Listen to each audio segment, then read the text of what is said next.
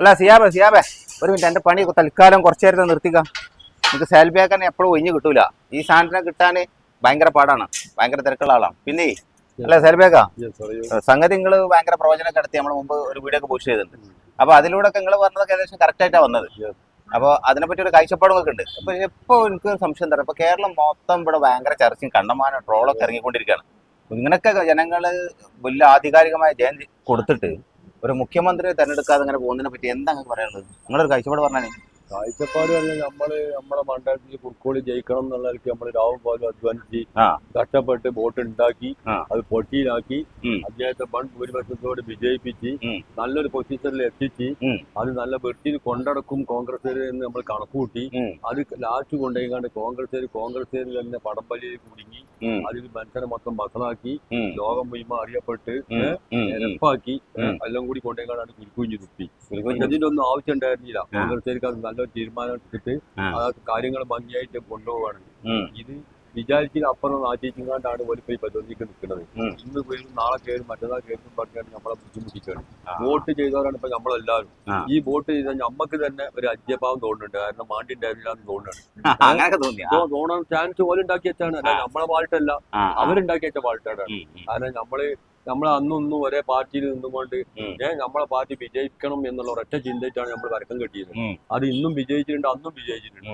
അപ്പൊ ഇത് കോൺഗ്രസ് കൊണ്ട് ഇങ്ങനെ ആക്കി തീർക്കാം പോൽപ്പെട്ട പാട് വളരെ മോശമായി. അത് എല്ലാവർക്കും വെറുപ്പായി. കോൺഗ്രസ്സുകാർക്ക് തന്നെ ഉള്ളിൽ വെറുപ്പുണ്ട്. ഈ പറഞ്ഞ ലീഗരായി കിടക്കണം നമുക്കും ഉള്ളിൽ വെറുപ്പുണ്ട്. കാരണം ഒരു ചെയ്തത് ഒരിക്കലും മാണ്ടില്ലാത്തൊരു പണിയാണ്. അത് കാര്യം എന്തായിക്കോട്ടെ, ബി ഡി സതീശനാണ് ഈ പാർട്ടി ലെവലിൽ ഉണ്ടാക്കി കൊടുക്കുന്നത്. ആ ബി ഡി ഉറപ്പാണ്, ലോകർക്ക് മൊത്തം അറിയാം.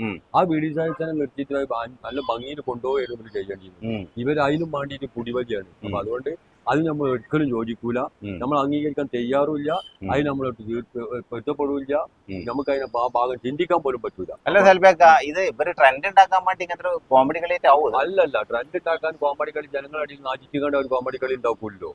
ഇത് രാഷ്ട്രീയ പടംപലിയാണ്. രാഷ്ട്രീയ പടംപലിയാണെന്ന് 100% ഏത് കുഞ്ഞുങ്ങൾക്കും അറിയുന്നൊരു കേസാണ്. കാരണം ഇത് ഇലക്ഷന്റെ മുന്നേ തന്നെ പറഞ്ഞിരുന്നു കോൺഗ്രസ്സുകാർ ഇത് ഭരണം കിട്ടിയാൽ പടംപലിക്കൽ ഉണ്ടാവും. അത് പറഞ്ഞ വായിക്കാൻ ഒരു കറക്റ്റ് ജനങ്ങളടിയിൽ നാചിച്ചും ചെയ്തു, ഓലായിട്ട് ചെയ്തു. അല്ല സെൽബിയാക്ക, വേറൊരു കാര്യം കൂടി ഉണ്ട്. ഇതിലിപ്പോ ഈ ഒരു സംഭവം മുഖ്യമന്ത്രി സ്ഥാനം പ്രഖ്യാപിക്കുന്നതിൽ തടസ്സം വന്നത് കേരളത്തിൽ ആദ്യ സംഭവം അല്ലാന്നാണ് ഞാൻ മനസ്സിലാക്കുന്നത്. ഇതിന് മുമ്പ് ഉണ്ടായിട്ടുണ്ട്. മറ്റൊരു കാര്യം എന്താ വെച്ചാൽ കോൺഗ്രസിൽ ഇതൊക്കെ നടക്കുള്ളൂ. കാരണം കോൺഗ്രസിൽ മുഖ്യമന്ത്രി സ്ഥാനം ഞാനത് പറയാനുള്ള സ്വാതന്ത്ര്യം ഉണ്ട്. പക്ഷെ മറ്റു ചിലപ്പോൾ CPM സമയത്തോളം എന്റെ അറിവ് ശരിയാ പിണറായി വിജയൻ ആണ്ട് പറഞ്ഞു കഴിഞ്ഞാൽ മൂപ്പരോട് ഉള്ളിടത്തോളം കാലം മറ്റൊരാൾ അതിനെപ്പറ്റി ചിന്തിക്കുക പോലും ഉണ്ടാവില്ല. അതുകൊണ്ട് കോൺഗ്രസിൽ ആ ഒരു ഫ്രീഡം ജനാധിപത്യം നിലനിൽക്കുന്നതുകൊണ്ടാണല്ലോ അങ്ങനെയൊക്കെ വാദിക്കാനും. അതുകൊണ്ട് തന്നെയാണ് നമ്മൾ കാണണ്ടേ, മുഖ്യമന്ത്രി പിണറായി ഒറ്റ വാക്കിൽ ജനങ്ങളെ നിയമം വെറുപ്പിച്ചതുകൊണ്ടുള്ള ഈ ക്വാളിറ്റിയിലാക്കി തീർത്തതും ഇങ്ങനെ നമുക്കൊരു വിജയം ഉണ്ടായതും. കാരണം ഓന്റെ അടിക്ക് ആരും ചെയ്ത് പറഞ്ഞിട്ട് പോയി ഏറ്റെടുക്കൂല. ഓന്റേതായിട്ടുള്ള തീരുമാനം മാത്രമേ എടുക്കുള്ളൂ. അതുകൊണ്ടാണ് ഇപ്പൊ പെരി പോയി ഉത്തരക്കാണ്ടി വന്നത്. അവിടെ ഇങ്ങോട്ട് വലിച്ചപ്പോ അപ്പോളെ ചേമ്പൊക്കെ നട്ടുകൊണ്ട് അവിടെ കൂടിക്കോട്ടെ. അല്ല നിങ്ങളിപ്പോ തിരുവനന്തപുരത്ത് പോയ വിഷയം തീരുമോ? തീരാൻ പറ്റുന്ന കോലം കാണുന്നില്ല. കാരണം ഇപ്പൊ നമ്മളായി ചെന്നിങ്ങാണ്ട് അത് കൊളാക്കി എന്ന് പറഞ്ഞിട്ടുണ്ടല്ലോ. അതല്ല ഞാൻ ഇവിടെ ഇപ്പൊ നിങ്ങളെ പെടുന്ന കണ്ടല്ലോ, നിങ്ങൾ വാളിന്റെ അടുത്ത് സിയാബിന്റെ അടുത്തുണ്ട്. സംഗതി ഇത് വെൽഡിംഗ് പഠിക്കാനുള്ള പരിപാടി ഉണ്ടോ? 60 എത്ര കൊല്ലത്തിൽ വെറുതെ നടക്കുന്ന ആളാണ്. സിയാബിനൊന്ന് മീറ്റ് ചെയ്യാൻ വേണ്ടി വന്നതാണ്. ഞാൻ കരുതി ഞാൻ നിങ്ങൾ പഠിക്കണായിട്ടുണ്ടോ? അങ്ങനൊന്നുമില്ല. രാജ്യത്തിന്റെ പ്രധാനമന്ത്രി വരെ ഒരു പരിഹസിക്കുന്ന രീതിയിൽ ഉണ്ടായിട്ടുണ്ട്. നമ്മളെല്ലാരും കണ്ടതാണല്ലോ. അതിന് വലിയ പ്രസക്തി ഉണ്ടോ? അങ്ങനെ ഒന്നുമില്ല. രാജ്യത്തിന്റെ പ്രധാനമന്ത്രി പറയുമ്പോ നമുക്കൊരു പരിഹാസമല്ല. അല്ല അത് പറയാതെ നമ്മളെ കേരളത്തിലെ എല്ലാ ജനങ്ങളും അല്ല ഓക്കെ അങ്ങനെ അല്ല അത് പറയുമ്പോ നമ്മള് അങ്ങനെ അതിനെക്കാട്ടിലേറെ അപ്പുറത്ത് എന്തൊക്കെ പരിഹാസങ്ങൾ വരുന്നുണ്ട്, സ്ഥിരമായി ട്രോള് വരുന്ന സാഹചര്യം.